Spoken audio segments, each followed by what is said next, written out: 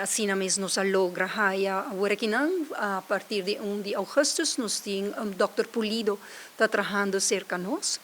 Na outubro também nós logra haya Dr. Steenvoorder que vai começar a trabalhar também na HUT e nós agora que não bezig com outro huisarts que maneiros que da claque onderhandeling hopelijk ele por começar a trabalhar também.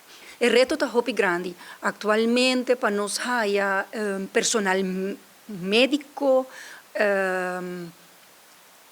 está difícil.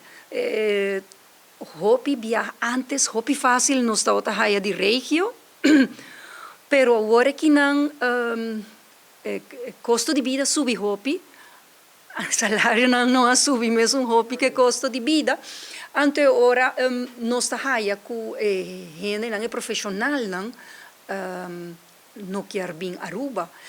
Então é reto não somente huisarts, mas outro tipo de especialismo também, não somente doctor, não, futuro gente que trabalha no setor saúde, abrir reto com a introdução de Aruba, se possível, com a gente não estuda em regio por trabalhar na Aruba também. E por especializar, agora que não está bezig, está especializando 3 dokters Arabic de huisarts, por exemplo. Dus, pero toch tem outra especialidade não que tinha tekort. Bom, nós temos serviço novo, o último serviço está o HAP. HAP, de huisarts post.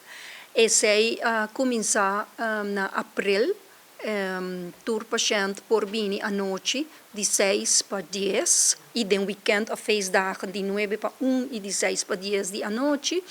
Então, na lo 30, via main entrance ou via SEH.